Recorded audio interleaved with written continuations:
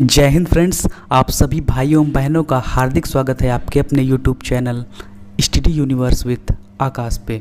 तो यहाँ पे मैं बात कर रहा था कि जो आपकी सब्जेक्ट है बीए सेकेंड सेमेस्टर की, आप चाहे बीए में हो, बीएससी में हो, बीकॉम में हो, आप किसी भी चीज़ की प्रिपरेशन कर रहे हो, ठीक है, उसमें आपकी जो को करिकुलर सब्जेक्ट है फर्स्ट एड एंड हेल्थ, इसके बारे में आप सभी को पढ़ना है। तो मैंने इसके दो जो है पार्ट बना चुका हूँ, वो अगर आप लोगों ने नहीं देखा है तो उसकी लिंक आपको डिस्क्रिप्शन बॉक्स में या फिर ऊपर आई बटन पे आपको मिल जाएगी, वहाँ से जा करके आप लोग जो है इस वीडियो को देख सकते हैं। ठीक, तो अब आगे का जो पार्ट 3 है, यहाँ पे मैं जो है 31 नंबर तक के क्वेश्चन जो है यहाँ से स्टार्ट करूँगा और सारे के सारे मोस्ट इंपॉर्टेंट MCQs हैं, इनको आपको अच्छे से पढ़ना है। ठीक, तो यहाँ पे जो आपका 31 नंबर का क्वेश्चन है वो आपकी स्क्रीन पे ये रहा।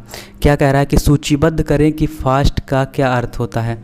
यानी कि यहाँ पे आपको बताना है कि फास्ट का अर्थ क्या होता है। फास्ट वो व्रत वाला नहीं होता ना, फास्ट मीन्स तेज होता है। ठीक है, यहाँ पे फास्ट का अर्थ हो जाएगा, यानी कि FAST सब अलग अलग लिखा है। तो अगर आप देखेंगे यहाँ पे तो F से आपका जो है फेस हो जाएगा। ठीक है, F से आपका फेस हो जाएगा, चेहरा, और फिर आपका जो हो जाएगा यहाँ पे A से आपका जो होता है आर्म। ठीक है, ए से आर्म या आर्मामेंट। ठीक है, आर्म या फिर आर्मामेंट। ठीक है, आर्म या आर्मामेंट मीन्स होता है हथियार, और हथियार की इंग्लिश वीपन भी होती है। वीपन मीन्स अस्त्र शस्त्र होता है।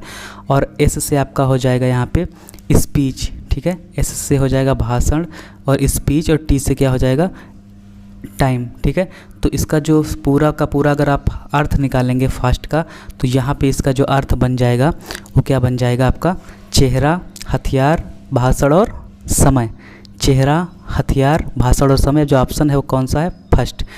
तो आपका ये आप फर्स्ट जो है राइट आंसर हो जाएगा। फिर चलते हैं नेक्स्ट क्वेश्चन की तरफ। आपका जो अगला क्वेश्चन है वो आपकी स्क्रीन पे ये रहा।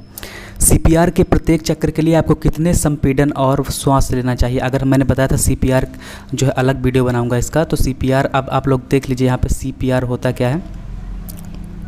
CPR एक ऐसी प्रोसेस होती है, ठीक है, जब व्यक्ति को जो है सांस नहीं ले पाता है तो उसको जो है उल्टा लेटा दिया जाता है, पेट के बल लेटा दिया जाता है, और उसके जो है छाती पर जो है संपीड़न किया जाता है, मतलब छाती को दबाया जाता है कि जब तक वो सांस ना ले पाए। ठीक है, मतलब सांस जो है उसका बराबर न चलने लगे, और सांस जब उसकी अच्छी चलने लगती है और रक्त का संचार पूरे शरीर में जो होने लगता है, तब उसको जो है संपीड़न बंद कर दिया जाता है। तो वही चीज़ है कि CPR के प्रत्येक चक्र के लिए आपको कितने संपीड़न और श्वास जो है लेना चाहिए एक वयस्क मनुष्य को, यहाँ पे लिखा हुआ है वयस्क।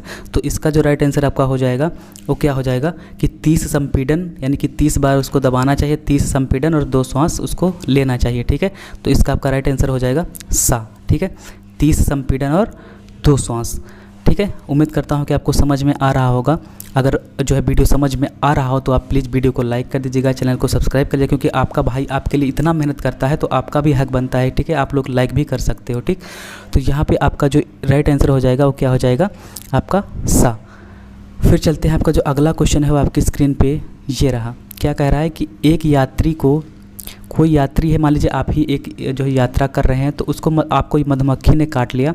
ठीक है, और डंक अभी भी आपकी त्वचा के नीचे है, त्वचा के अंदर डंक जो है आप जानते होंगे, अगर मधुमक्खी काटता है तो त्वचा के नीचे डंक चला जाता है, और आपको एनाफिलेटिक सदमे को रोकने के लिए इससे हटाने की ज़रूरत है। इसके बाद क्या करेंगे आप, क्या करना है आपको। ठीक है, क्या आप कर सकते हैं ये आपको बताना है। एनाफिलेक्टिक सदमे की बात आई है तो मैं बता दूं कि एनाफिलेक्टिक सदमा वो होता है, यानी कि तत्कालीन एक ऐसी जो है स्थिति होती है तुरंत की, कि आपको जो है, जैसे कि आप इसके लक्षण बता दूं मैं, तो जैसे कि गाल और मुंह का सूजना, ठीक है, चक्कर आना और बेहोशी जैसे लक्षण आपको इसमें दिखाई देने लगते हैं। और ये जैसे काटने के बाद तुरंत जो है 5 से 30 सेकंड के अंदर या 2 से 30 सेकंड के अंदर आपको ये जो जितने भी सिम्टम्स हैं वो आपको दिखाई देने लगेंगे। ठीक है, तो यहाँ पे कहने का मतलब है कि एनाफिलेक्टिक सदमा मैंने आपको बता दिया, तो उसको आपको रोकना है, आपको ये सही सारी चीज़ें, बेहोशी वगैरह।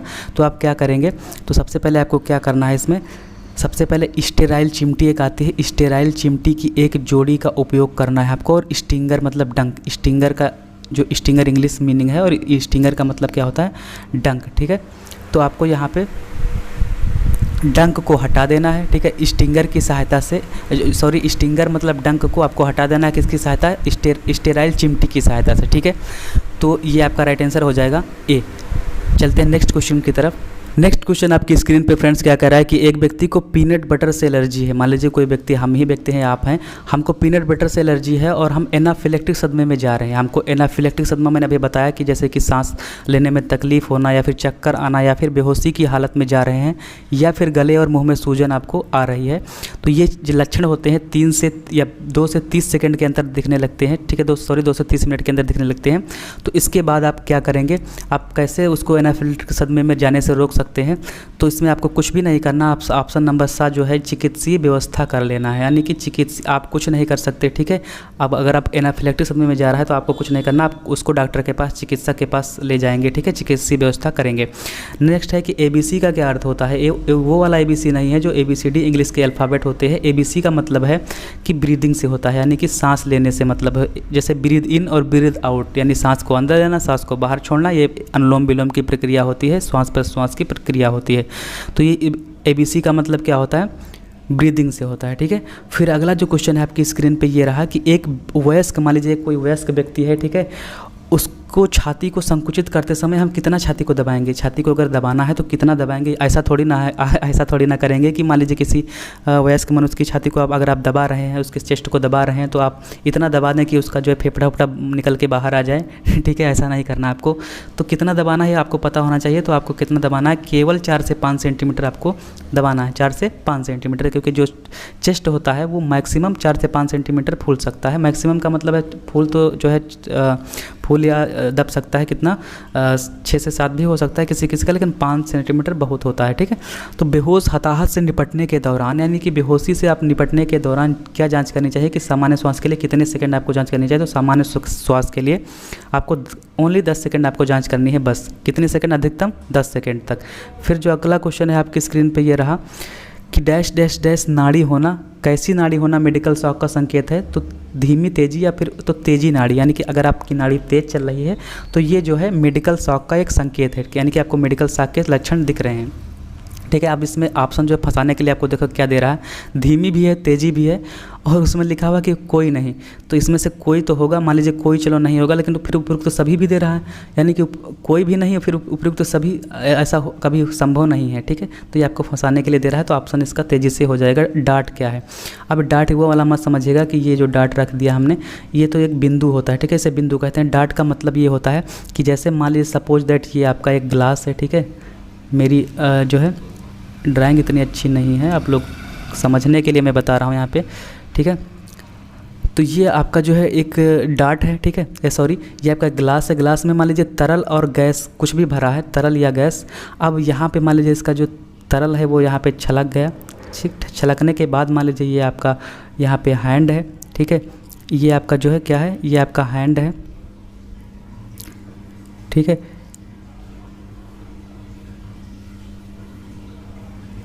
सपोज दैट ये आपका हैंड है, ठीक है, ये आपका हैंड है, और इस हैंड पे यहाँ पे ये आपकी स्किन है। तो स्किन पे अगर ये छलकेगा तो अगर आप तरल से या फिर गैस से अगर आप जो है जल जाएंगे तो पक्का है जी कि अगर ये पानी जो है तरल बहुत गर्म है, ठीक है, बहुत हार्ड है, बहुत गर्म है, मान लीजिए इसका टेम्परेचर बहुत ज़्यादा है, अगर आप ये जैसे गिरेगा आपकी त्वचा जल जाएगी।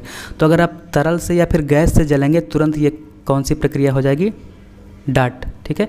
उम्मीद करता हूँ आपको समझ में आ रहा होगा। मैंने फिगर के सहायता से इसलिए बता देता हूँ कि अगर आप फिगर से समझ लेंगे तो वो चीज़ आप कभी भूल नहीं सकते ज़िंदगी में, ठीक है। फिर आपका जो नेक्स्ट क्वेश्चन है, अगला क्वेश्चन है कि जब कोई आपका हाथ तोड़ देता है, आपका नहीं लिखा, मान लीजिए सॉरी मेरा हाथ ही कोई तोड़ दे तो आप क्या करेंगे, ठीक है। जब कोई हाथ तोड़ता है तो आप क्या करेंगे, चीखेंगे या भागेंगे, ऐसा भी नहीं करना, उस पर प्लास्टर लगाएंगे या एक एंटीसेप्टिक वाइप का प्रयोग करेंगे या हाथ को गोफन में रखेंगे। तो सबसे पहले आप क्या करेंगे, हाथ को गोफन में रख देंगे, ठीक है। गोफन में रखने के बाद अब उस पर प्लास्टर वगैरह ये आप नहीं कर सकते, ये आप चिकित्सक करेगा, ठीक है। तो उम्मीद करता हूँ कि आपको सारे आंसर समझ में आ रहे होंगे। अगर समझ में आ रहे हों तो आप जो है वीडियो को लाइक कर सकते हैं, क्योंकि आपका भाई आपके लिए बहुत मेहनत करता है। तो आप भी जो है, आपको कुछ भी नहीं करना, आप लाइक तो कर ही सकते हो, ठीक है। चैनल को सब्सक्राइब वगैरह नहीं करते कोई बात नहीं है, आप लाइक वगैरह सारी चीज़ें आप अपने मन से कर दिया करिए, ठीक है। नेक्स्ट क्वेश्चन है आपकी स्क्रीन पे कि पाँव को ज़बरदस्ती नहीं मोड़ना चाहिए, यानी कि पाँव को कब नहीं मोड़ना चाहिए ज़बरदस्ती। आप देखे होंगे कि इस समय जो है बाबा रामदेव का जो योगा का जो प्रचार बहुत ज़्यादा हो रहा है, ठीक है। आप सुबह सुबह अगर देखेंगे तो अगर आप लोग कोई ना कोई लोग ज़रूर देखे होंगे, ठीक है।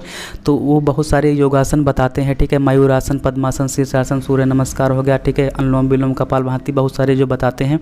तो उसमें जो एक आता है पद्मासन, ठीक है। तो पद्मासन में आपको पैर को जैसे ये राइट वाला पैर लेफ्ट वाले पैर के ऊपर रखना पड़ता है और लेफ्ट वाला पैर राइट वाले पैर के ऊपर रख के मोड़ना पड़ता है, ठीक है। तो उस स्थिति में ज़बरदस्ती नहीं मोड़ना चाहिए, नहीं तो आपका पैर जो फ्रैक्चर भी हो सकता है, ठीक है, क्योंकि फ्लेक्सिबिलिटी नहीं होती, लचीलापन नहीं होता अगर आपके बॉडी में, तो आप ज़बरदस्ती आपको नहीं मोड़ना चाहिए, ठीक है।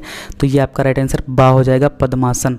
फिर आपका जो अगला क्वेश्चन है वो आपकी स्क्रीन पे ये रहा, गाली देने वाला बदलने का अगर वादा कर रहा है तो वो किस चरण में आएगा। बहुत सारे चरण होते हैं, तनाव निर्माण चरण, घटना विस्फोटक चरण, हनीमून चरण। ये वो वाला हनीमून मत समझिएगा इसको, ठीक है, ये दूसरा एक चरण है एक प्रकार का। तो यहाँ पे मैं आपको बता दूँ आपको कि गाली देने वाला जो अगर बदलने का वादा कर रहा है, तो अगर कोई भी व्यक्ति जैसे कि वो बदलने का वादा करे या फिर वो अपना जो है कोई भी गलत चीज़ करके आपसे जैसे दुर्व्यवहार करके फिर वो आपसे माफ़ी मांगना चाहता है, या कोई भी चीज़ ऐसी प्रकार की जो व्यक्त करता है, ठीक है, तो वो जाएगा किस चरण में, हनीमून चरण में। अभी आगे के क्वेश्चन और आएंगे तो आपको समझ में आएगा कि चरण क्या होता है। अगर गाली देने वाला मान लीजिए आपको गाली दे करके फिर वो बदलने का वादा कर रहा है कि मैं आगे से गाली नहीं दूंगा, तो किस चरण में जाएगा, हनीमून चरण में जाएगा, ठीक है, ये आपको याद रखना है। फिर अब चलते हैं, आपका जो अगला क्वेश्चन है वो क्या कह रहा है। नेक्स्ट क्वेश्चन आपका जो फ्रेंड्स कह रहा है कि पीड़ित का मानना है कि दुर्व्यवहार करने वाला बदल जाएगा। अगर मतलब पीड़ित व्यक्ति अगर किसी ने दुर्व्यवहार कर दिया है और पीड़ित व्यक्ति का मानना है कि जो है उसने उसके साथ जो है गलत व्यवहार किया, तो वो बदल जाएगा, पीड़ित का मानना है। तो वही मैंने बताया कि अगर वो बदलने का वादा करता है या फिर वो दुखी है या फिर खेद कर रहा है, तो वो किस चरण में जाएगा, वो भी हनीमून चरण में ही जाएगा, ठीक है। तो आपका राइट आंसर सा हो जाएगा। और फिर आपका जो अगला क्वेश्चन है, पीड़ित तेज है और दुर्व्यवहार करने वाले को परेशान नहीं करने की कोशिश करता है। जो पीड़ित व्यक्ति है वो दुर्व्यवहार करने वाले से तेज है, ठीक है, पीड़ित व्यक्ति दुर्व्यवहार करने वाले से तेज है, और वो जो है पीड़ित व्यक्ति जो है दुर्व्यवहार करने वाले को परेशान नहीं करने की कोशिश अगर करता है तो किस चरण में जाएगा, ठीक है। तो तनाव निर्माण चरण या फिर आपका जो है घटना चक्र। तो ये अगर पीड़ित तेज है, ठीक है, दुर्व्यवहार करने वाला अगर बदलने का वादा कर रहा है तो वो जाएगा अगले दूसरे चरण में, और जो पीड़ित अगर जो है तेज है उससे दुर्व्यवहार करने वाले से, तो वो आपका जाएगा किस चरण में, वो जाएगा आपका तनाव निर्माण चरण में, ठीक है, तनाव निर्माण चरण में जाएगा। ये आपको बस केवल इतना अंतर देखना है। अब आपके इस जो है इस वीडियो का सेकंड जो लास्ट क्वेश्चन है, सॉरी, वो आपकी स्क्रीन पे ये रहा कि दुर्व्यवहार करने वाला, अगर दुर्व्यवहार करने वाला खेद और दोषी महसूस करता है, मैंने भी बताया कि अगर दुर्व्यवहार करने वाला बदलना चाहता है या फिर खेद करना चाहता है या फिर अपने आप को दोषी महसूस कर रहा है, तब वो जाएगा किस चरण में, हनीमून चरण में, ठीक है। उम्मीद करता हूँ कि समझ में आ रहा होगा वीडियो। और जो है इसकी पीडीएफ अगर आप लोग चाहते हैं तो पीडीएफ टेलीग्राम चैनल पे मिल जाएगी, ठीक है, केवल इस वीडियो की। अगर आप पूरे की पीडीएफ चाहते हैं तो आप जो है स्क्रीन पे दिए गए नंबर पे संपर्क कर सकते हैं। वहाँ पे आपको बहुत ही कम प्राइस में सारे के सारे मोस्ट इंपॉर्टेंट क्वेश्चन होंगे जो आपकी जो है परीक्षा में पक्का देखने को मिलेंगे, ठीक है। तो वो आप खरीद सकते हैं बहुत ही कम प्राइस में। तो आज की वीडियो में इतना ही। Thanks for watching my video. मिलते हैं नेक्स्ट वीडियो में, तब तक के लिए जय हिंद, जय Bharat, take care, bye bye, love you.